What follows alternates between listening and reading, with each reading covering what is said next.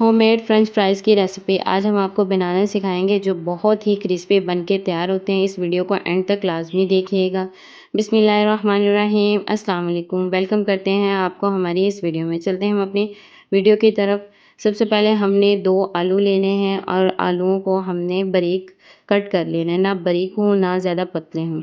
और इनको कट करने के बाद पानी में डिप कर देंगे और पानी से निकालने के बाद हम इसको बॉयल वाटर में 3 से 4 मिनट के लिए कुक करेंगे। इनको हल्की आँच पे हमने चूल्हा जो है वो बंद कर दिया है, हल्की आँच पे इसको कुक करेंगे। कुक करने के बाद 3 मिनट बाद हम अपनी चिप्स को निकाल लेंगे। निकाल के हम इसको स्ट्रेन कर देंगे। ये देखें हमारी जो चिप्स है उसका सारा पानी निकल गया है और अब हम इसको अच्छी तरह ड्राई कर लेंगे। जब ये ड्राई हो जाएँगे इसमें 1.5 टेबलस्पून कॉर्नफ्लावर और 1.5 टेबलस्पून ही मैदा डालकर हम इसको मिक्स करेंगे।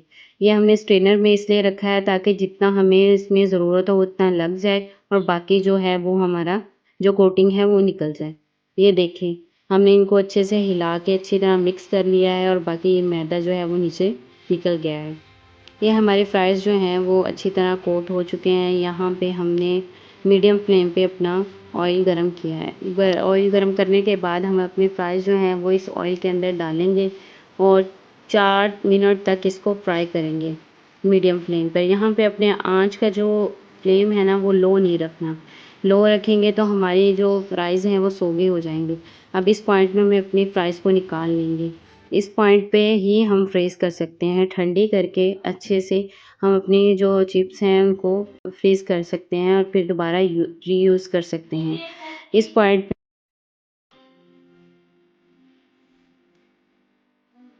10 मिनट के लिए हम अपने फ्राइज़ को ठंडा होने के लिए रखेंगे और बाकी जो है वो हमने फ्राइज़ जो हैं वो फ्रीज़ कर लिए हैं। अब हमने दोबारा ऑयल को गरम करके इसमें फ्राइज़ डाली हैं और चम्मच हिलाते हुए लगातार 7 से 8 मिनट तक इनको क्रिस्प होने तक फ्राई करना है। ये देखिए हमारी फ्राइज़ किस कदर खुशगवार और हसीन लग रही हैं और अच्छी तरह फ्राइज़ जो हैं वो हमारी कुक हो चुकी हैं, क्रिस्पी हो चुकी हैं। अब हम आपको इसकी साउंड भी सुनाते हैं। जब हम अपनी ट्रे में इसको सर्व करेंगे तो फिर आपको पता चलेगा ये हमारी फ्राइज़ कितनी क्रंची और क्रिस्पी बनके तैयार हुई हैं।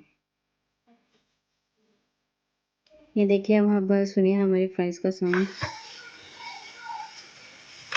कितनी ही क्रिस्पी बनी है। और अब हम इसे अपने बच्चों को सर्व करते हैं केचप के साथ। बहुत ही यम्मी और क्रंची बनके तैयार होती है और बच्चे बहुत ही शौक से खाते हैं। चलती हूँ, दुआओं में याद रखिएगा। मज़ीद ऐसी रेसिपी के साथ फिर लौट के आएँगे। तब तक के लिए अल्लाह हाफ़िज़।